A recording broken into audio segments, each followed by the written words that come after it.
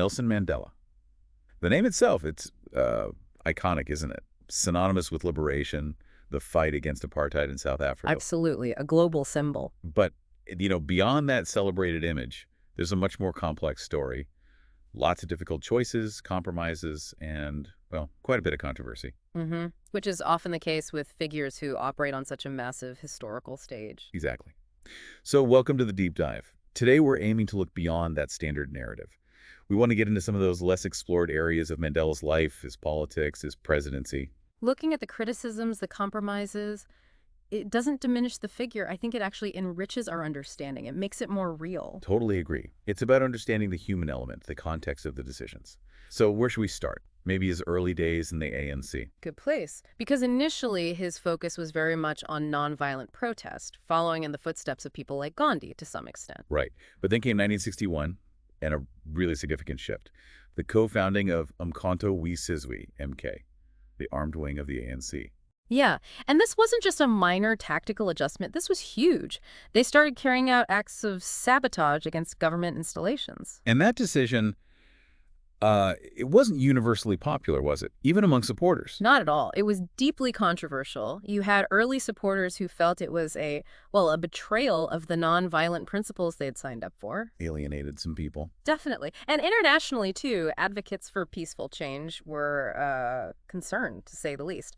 Plus, of course, it meant direct military confrontation with the state. So was the debate framed as him abandoning his principles, or more like a necessary evil, a pragmatic response to brutal state oppression? That's precisely the core of the debate, isn't it? Supporters would argue, quite forcefully, that the apartheid regime had closed off all peaceful avenues.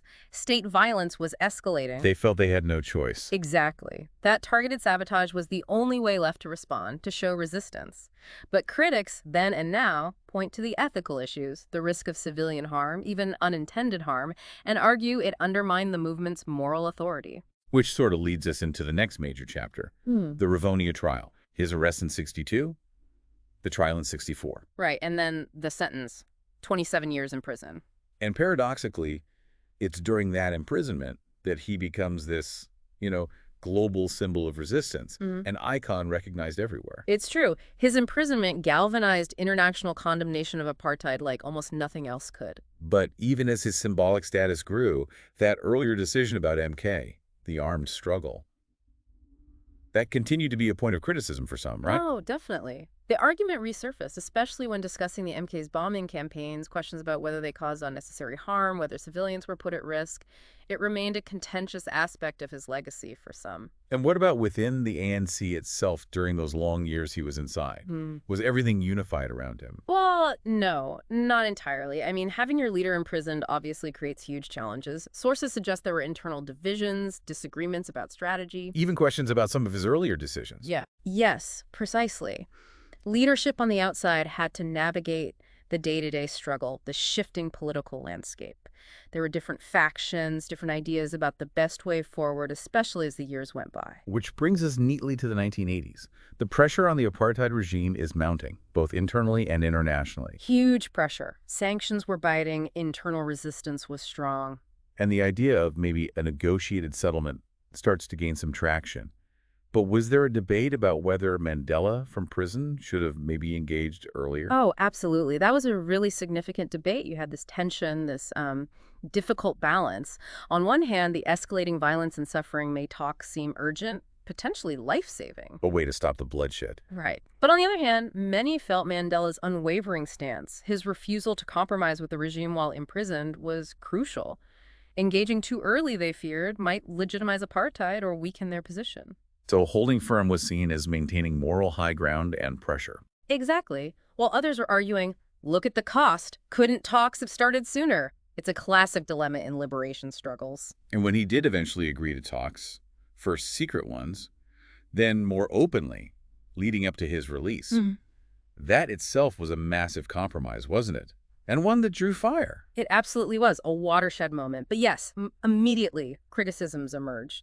Some felt that he and the ANC negotiating team conceded too much.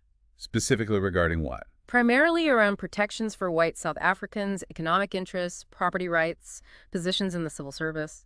The argument was that these concessions were necessary to ensure a peaceful transition and avoid civil war. Which is a very real fear. A terrifyingly real fear. But critics felt these compromises didn't secure enough concrete guarantees for the black majority, especially on really fundamental issues. Like land, economic justice. Exactly. Land redistribution, meaningful affirmative action, ways to fundamentally shift the economic power imbalance. The question lingered. Were those foundational issues adequately addressed in the compromises made during the transition? And that links directly to the post-1994 era, his presidency, and those really quite potent sellout accusations, especially around economic policy. Yes, this is still a hugely debated topic in South Africa.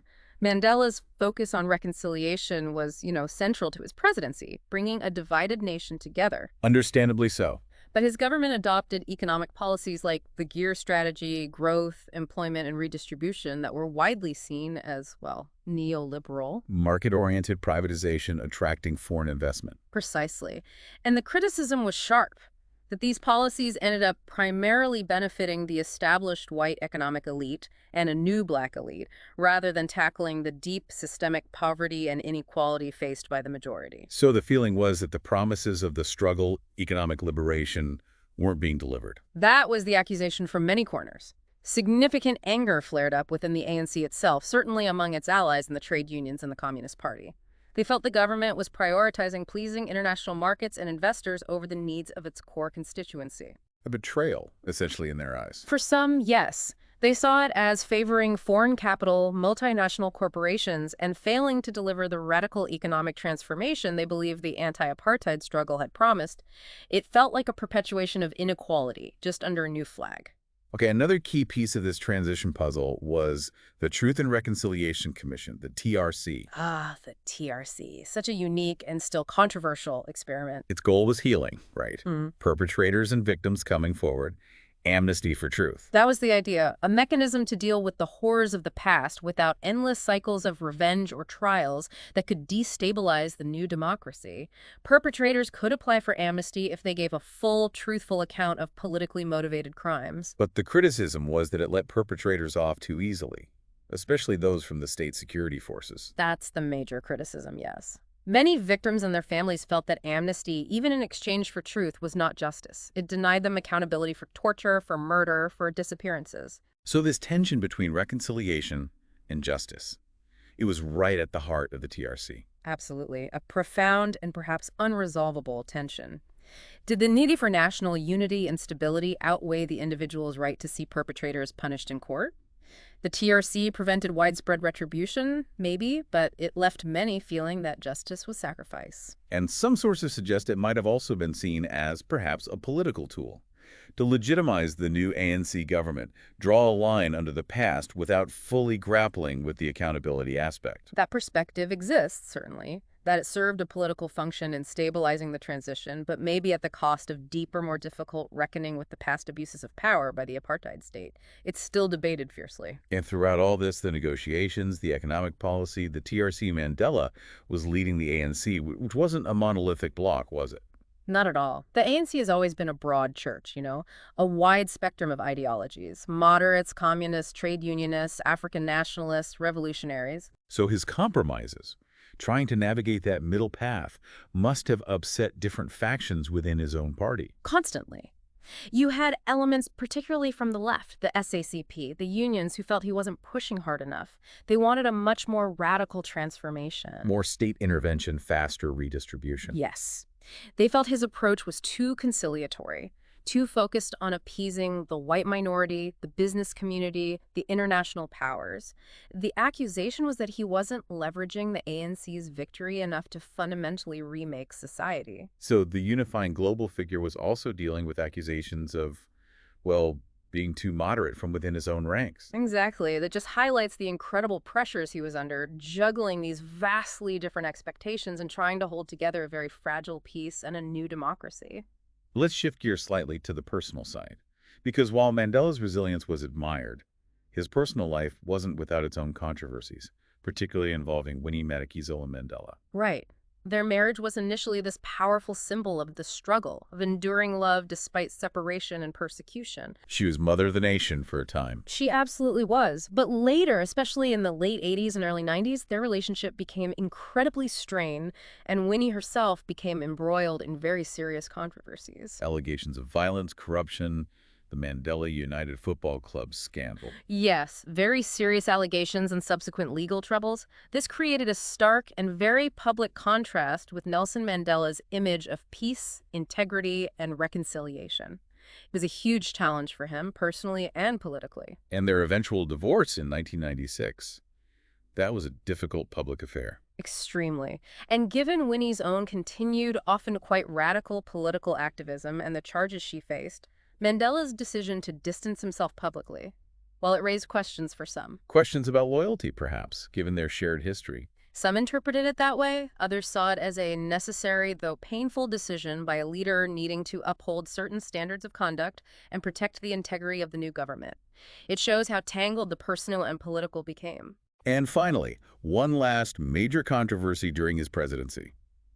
The arms deal. Late 1990s. Ah, yes. The Strategic Defense Package, a massive government contract to re-equip the military. And it became mired in allegations of corruption, didn't it? Kickbacks to officials. Huge allegations involving high-ranking figures, multinational arms companies. It became a major scandal that has rumbled on for years. Now, Mandela himself wasn't directly implicated in taking bribes or anything like that. No, his personal integrity wasn't really questioned in that regard, but the criticism focused on his administration's handling of the deal and the subsequent investigation, or lack thereof. Concerns about transparency, governance. Exactly. Critics argued that his government didn't act decisively enough to investigate the allegations, to hold powerful people accountable.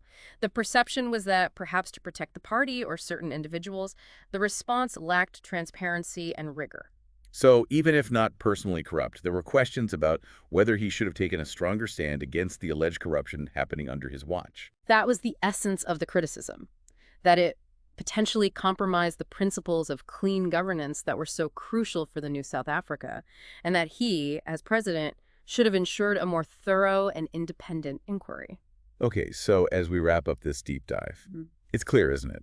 The story of Nelson Mandela is so much more than just the heroic myth. It really is. The controversies, the compromises, the criticisms we've touched on, they don't erase his monumental achievements. Far from it. No, but they add layers, complexity. They give us a fuller picture of the man and the incredibly difficult circumstances he was navigating. It shows the real-world challenges of leadership during a period of massive, almost unprecedented transformation.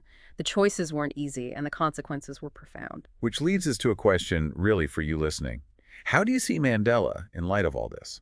Was he ultimately a pragmatist who understood that compromise, even painful compromise, was necessary to achieve that bigger goal of a democratic, non-racial South Africa? Or did he, perhaps at certain moments, fall short of the incredibly high ideals he represented for so many for so long? Did the compromises sometimes go too far? It's not an easy question. Thank There are you. no simple answers. It's something to really think about. Definitely. And maybe the final thought to leave you with is this. How do we generally reconcile these heroic narratives we build around transformative figures with the often messy, complex, sometimes morally ambiguous realities of their actual decisions and actions? That's a challenge that goes way beyond just Mandela, doesn't it? It's about how we understand history, leadership, and change itself. Something to keep mulling over. Thanks for joining us on The Deep Dive.